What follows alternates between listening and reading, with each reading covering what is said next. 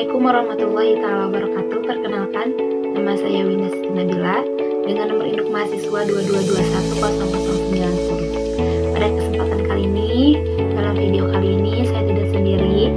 Saya bersama teman-teman yang berasal dari kelompok 6, yaitu Ayu Natasha, Fadila Fitrinesa, Nova Juarsita, dan Lutfiah Siti Nurhasanah.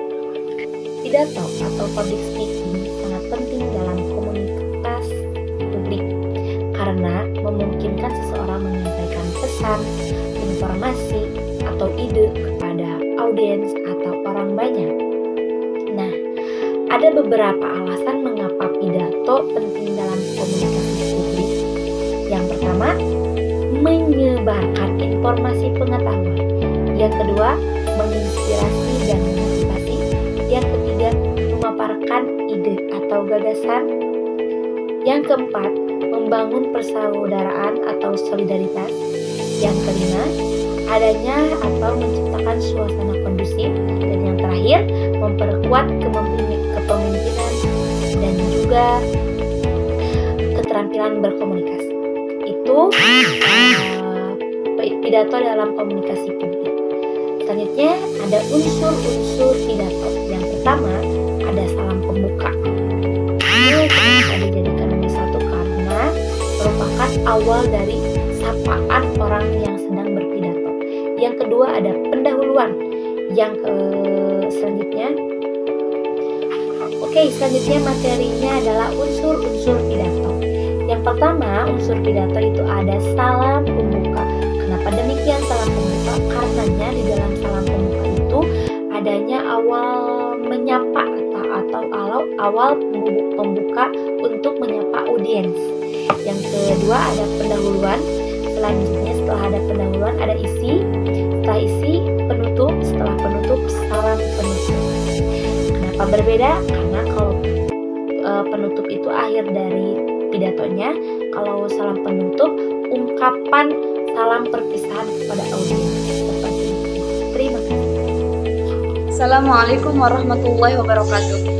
Saudara-saudara yang saya hormati, pada kesempatan kali ini saya ingin berbicara mengenai hal yang kejam yang dialami oleh warga Indonesia, yaitu kekejaman G30 SPKI pada tahun 1965. Pidato yang saya ambil bukan bermaksud untuk menambah trauma ataupun menambah konflik, namun saya berupaya mengingatkan kembali warga Indonesia dan berharap supaya kekejaman tersebut tidak dapat terulang kembali. G30 SPKI merupakan momen yang sangat tragis dan berdarah dalam sejarah Indonesia. Pada tanggal 30 September, beberapa kelompok militer melakukan kudeta yang berujung pada pembunuhan 6 jenderal dan sejumlah perwira militer. Tindakan tersebut menarik perhatian dari masyarakat dan beberapa warga sipil. Selanjutnya yaitu terjadinya pembersihan G30 SPKI, di mana ribuan orang yang terkait dengan PKI dianggap sebagai musuh negara dan dihukum. Dan peristiwa tersebut merupakan peristiwa pembantaian yang sangat-sangat kejam dan terjadi di berbagai daerah di negara Indonesia. Adapun salah satu aspek yang menjadikan peristiwa tersebut tragis adalah banyaknya korban yang sama sekali tidak mengetahui perencanaan kudeta tersebut. Banyak warga, banyak teman yang kehilangan nyawa tanpa keadilan. Sebagai bangsa Indonesia, kita telah melalui peristiwa yang kejam tersebut, sehingga hal tersebut bisa menjadikan kita lebih meningkatkan kembali semangat untuk lebih menghormati hak asasi manusia, menjunjung tinggi hukum, kemudian setuju akan tidak adanya kekerasan dan tidak manusiawi. Mari kita bersama-sama menjadikan negara ini, membuat komitmen supaya negara ini menjadi negara yang adil dan damai bagi semua warganya. Sekian dari saya. Assalamualaikum warahmatullahi wabarakatuh. Assalamualaikum warahmatullahi wabarakatuh. Salam sejahtera bagi kita semua. Yang saya hormati Bapak, Ibu dosen, para hadirin, serta rekan-rekan mahasiswa yang saya banggakan. Pertama-tama marilah kita panjatkan puji dan syukur kehadiran Tuhan Yang Maha Esa. Karena atas rahmat dan karunia-Nya, kita dapat berkumpul dalam forum ilmiah ini dalam keadaan sehat dan semangat untuk terus belajar berkembang. Hadirin yang saya hormati, hari ini saya ingin menyampaikan pandangan mengenai peran generasi muda dalam menjaga etika dan literasi digital di tengah arus globalisasi yang semakin tak terbendung. Topik ini relevan dengan kenyataan bahwa kita generasi muda tidak lagi menjadi objek dari kemajuan teknologi, melainkan subjek yang memegang peran penting dalam arah dampak perkembangannya. Menurut UNESCO, literasi digital adalah kemampuan untuk mengakses, mengelola, memahami, dan menyebarluaskan informasi melalui perangkat digital secara bertanggung jawab. Literasi ini tidak hanya teknis, tetapi juga berkaitan erat dengan etika dan moralitas. Fakta di lapangan menunjukkan bahwa masih banyak dari kita yang belum memahami sepenuhnya tanggung jawab moral dalam ruang digital.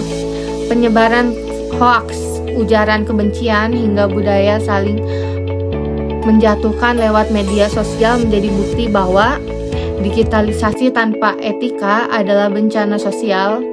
Kita bisa mengakses segalanya, namun sering lupa untuk mempertanyakan apakah informasi ini benar, atau apakah pernyataan saya bisa menyakiti orang lain.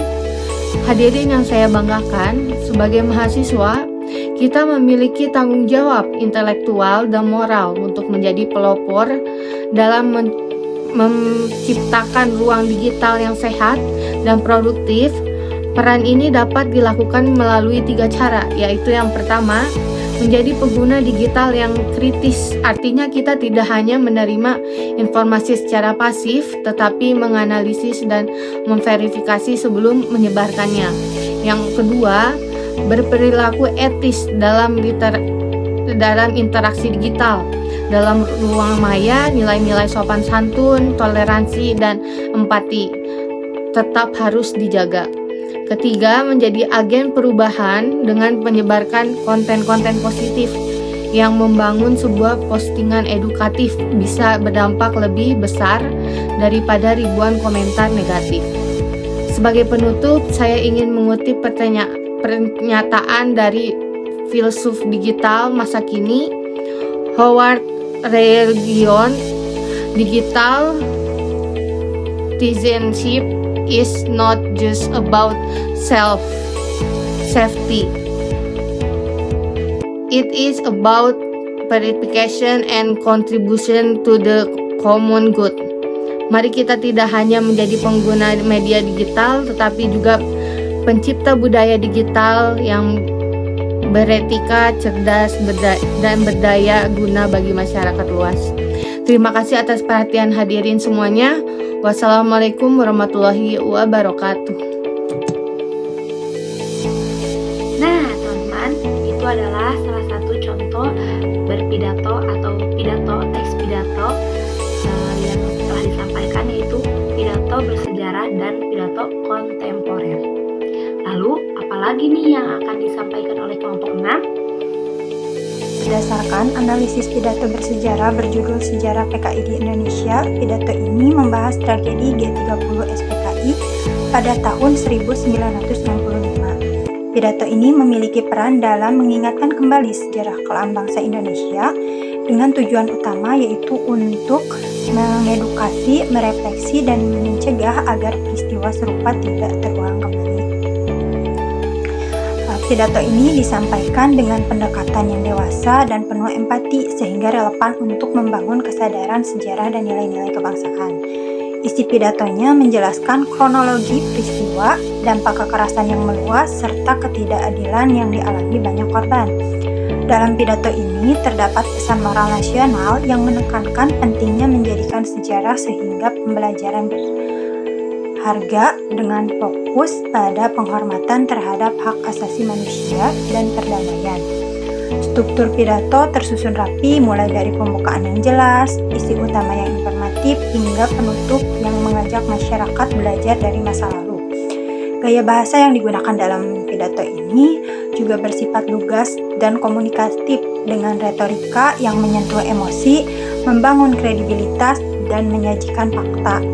Dengan penyampaian yang terang dan empatik, pidato ini berpotensi meningkatkan kesadaran generasi muda serta menimbulkan semangat toleransi secara keseluruhan. Pidato ini juga dapat dijadikan contoh komunikasi publik yang efektif dalam mengedukasi dan memulihkan moral bangsa melalui pemahaman sejarah dan penghormatan terhadap hak asasi manusia. Pidato ini membahas peran penting generasi muda dalam menjaga etika dan literasi digital di era globalisasi. Pembicara menekankan bahwa generasi muda tidak hanya menjadi pengguna teknologi, tetapi juga pengendali arah perkembangannya. Literasi digital menurut UNESCO adalah kemampuan untuk mengakses, mengelola, memahami, dan menyebarkan informasi secara bertanggung jawab. Namun, banyak generasi muda yang belum memahami tanggung jawab moral di ruang digital, yang tercermin dari penyebaran hoaks dan ujaran kebencian. Lalu, untuk mengatasi hal ini, pidato memberikan 3 solusi. Yang pertama, menjadi pengguna digital yang kritis dengan memverifikasi informasi. Lalu yang kedua, berperilaku etis dalam interaksi digital dengan menjaga sopan santun dan empati. Lalu yang ketiga, ada menjadi agen perubahan dengan menyebarkan konten positif. Pidato ditutup dengan kutipan dari Howard Reingold yang menekankan bahwa kewarganegaraan digital bukan hanya soal keamanan, tetapi juga partisipasi dan kontribusi